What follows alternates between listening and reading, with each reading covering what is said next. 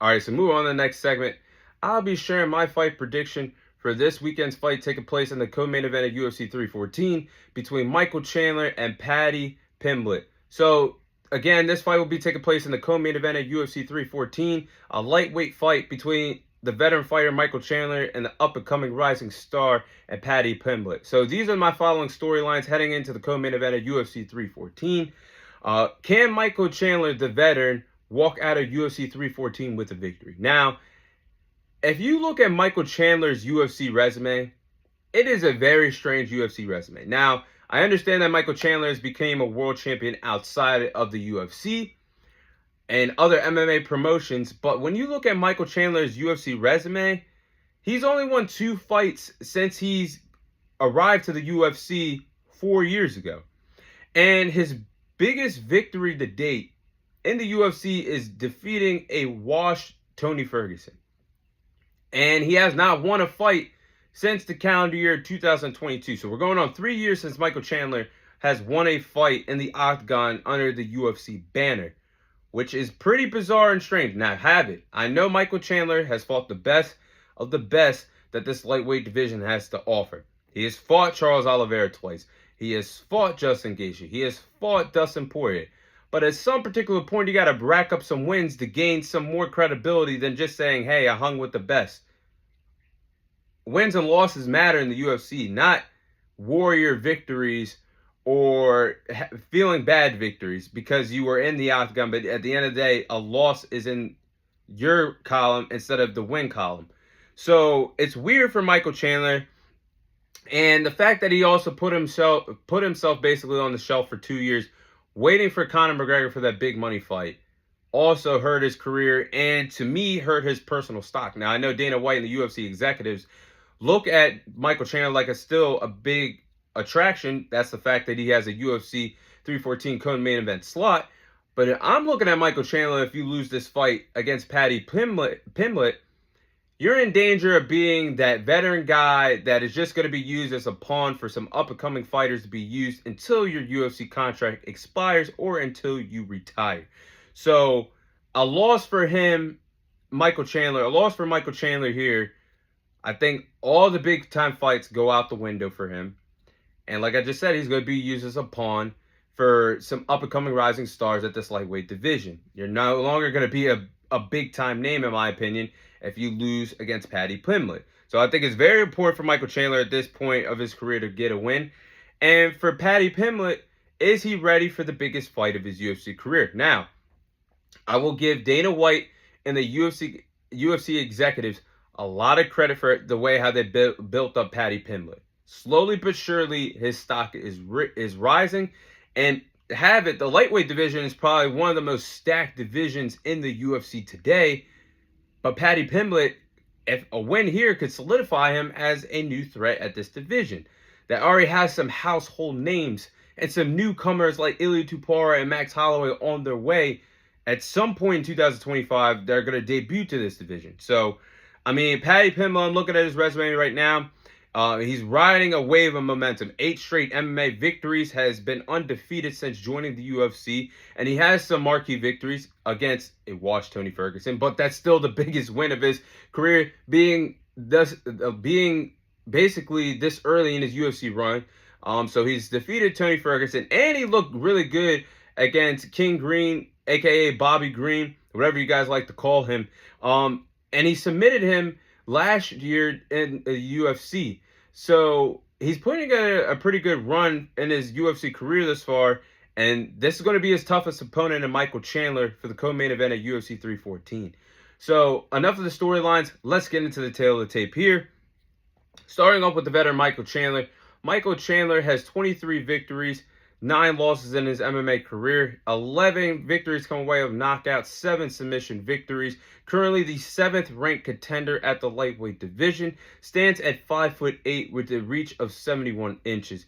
Then I'm looking at the up-and-coming star and Paddy Pimblett. He has 22 victories, 3 losses to his MMA career, 6 victories come away of knockout, 10 submission victories. Currently the 12th ranked contender in the lightweight division, stands at 5'10" with a reach of 73 inches. So the height advantage and the reach advantage goes in favor of Paddy Pimblett heading into this fight. We'll see if he uses the height and the reach to his advantage once these two respective lightweight fighters meet each other in the octagon. So these are the following game plans that I have for these fighters to follow. If they want to walk out of Miami, Florida, out of UFC 314 with their hand raised and possibly looking to continue to climb up the ranks in the lightweight division. Starting up with the veteran Michael Chandler, I think he's got to let the hands fly against Paddy Pimblett. Now, Michael Chandler, I think he has the striking advantage heading in this fight. I think he's stronger than Paddy Pimblett. So I think with him being the more stronger fighter, I think that gives him the advantage in the striking department and should open the door for him to want the fight to go in a striking exchange throughout the duration of the fight if it goes all 5 rounds or for however long the fight goes on. So I do believe that with his striking experience, exchanging blows with the best lightweight fighters and hurting and rocking these guys that he's gotten in the octagon with, like Charles Oliveira, Justin Gaethje, Dustin Poirier, I think he can use that to his advantage, and I believe he can hurt Paddy Pimblett possibly with his, if he lets his hands fly, and possibly score a knockdown in this fight for this fight. So I think he should do that. Next, I think Michael Chandler should control the pace of the fight. Now, I think Michael Chandler has a good chance of controlling the pace of the fight. He does a good job fighting in a wide stance and wide distance. And when he does that, when you watch Michael Chandler fight in a wide distance or from afar, how he has like to keep his opponents in range, that's where he finds his bread and butter. Walking his opponents down, that's when he's most comfortable in the octagon. That's when he finds success, landing the explosive strikes. When he has the distance on his opponents and he can map out what he wants to do next and frustrate his opponents, set up traps for them so he can land the significant strikes. Last but not least, that goes into what I just said, set up strikes for Paddy Pimblett. Now, he can frustrate him.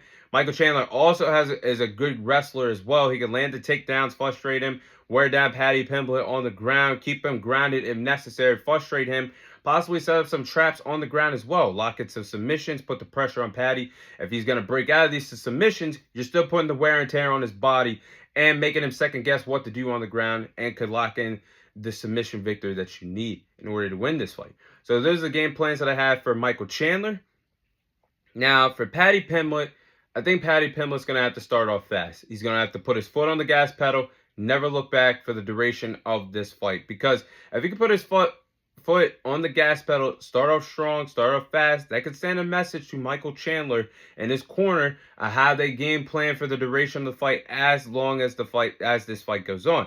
So that can help Michael Chandler feel uncomfortable, make some mistakes in the octagon because he doesn't know what's going to come next if Paddy Pimblett puts his foot on the gas pedal and starts off fast, and sends off a strong message to the veteran fighter and Michael Chandler. Now, also, I think it's important for Paddy Pimblett to win the counter-striking battle. Now, if you noticed, like I just said, Michael Chandler is the stronger fighter, but Paddy Pimblett, I think, is the quicker fighter and faster fighter at this particular point. And it's an 8-year age gap, which is pretty significant heading in this fight. I think he's going to be faster than Michael Chandler with a faster reaction time. So as strong as Michael Chandler is, if Paddy Pimblett could time these strikes, win the counter-punching battle, he could possibly hurt Michael Chandler in this fight and win the counter-punching battle. Now, last but not least, I think Paddy Pimblett's got to be unpredictable. Now, Paddy Pimblett, don't get me wrong, he's a good striker as well and is a pretty well-rounded fighter overall, in my opinion. But that goes to what I just said, being an overall fighter.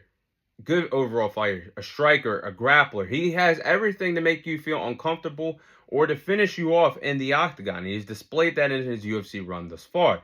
But he has to throw something different at Michael Chandler that Michael Chandler has not seen, which is pretty hard because Michael Chandler has been around the world. He's competed at a high level in his MMA career thus far. So he's got to be unpredictable with how he's going to be offensively striking, how he's going to be offensively in the grappling department. I think that Paddy Pimblett has ways to frustrate Michael Chandler and make him feel uncomfortable in this fight. And I think he's got to do that for the duration of this fight, however long the fight goes on, because if he doesn't, that could open the door for Michael Chandler, the veteran guy, to capitalize on the mistakes that Paddy Pimblett's giving or that he's going to make, and that could open the door for Michael Chandler to win this fight. So those are the following game plans that I have for these respective fighters to follow. Ooh, another tough one here. With that being said, give me Paddy Pimblett to defeat Michael Chandler by decision in the co-main event of UFC 314. Now, I think this is going to be a competitive fight. This is a 50-50 fight. Could go either way. I'm just going with the youngster and Paddy Pimblett due to the fact that he's riding a wave of momentum overall on an 8-fight winning streak in his MMA career right now, and on an incredible 6-fight winning streak since joining the UFC in 2021.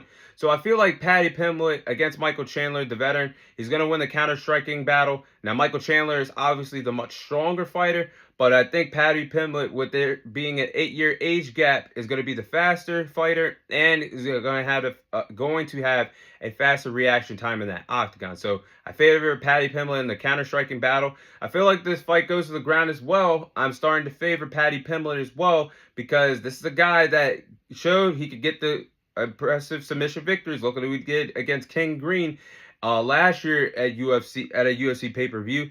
But if Paddy Pimblett can just buckle down, weather the early storm of what Michael Chandler is going to dish out to him, if he wins the counter-punching battle, if he can take the fight to the ground, frustrate Michael Chandler on the ground, I got to favor him. Plus, Michael Chandler, ladies and gentlemen, boys and girls, has only fought a few times since 2022, and the last time he won a fight was against a washed Tony Ferguson. Fighting the best opponents or not, with that being on your resume, and the way you looked against Charles Oliveira late 2024, compared to what Paddy Pimblett is doing, this is the reason why I favor Paddy Pimblett in this fight, and I think he's going to get the win that he's looking for to climb up the UFC rankings and to become a household name by defeating a gamed veteran fighter in Michael Chandler. So that is my Michael Chandler versus Paddy Pimblett UFC 314 fight prediction.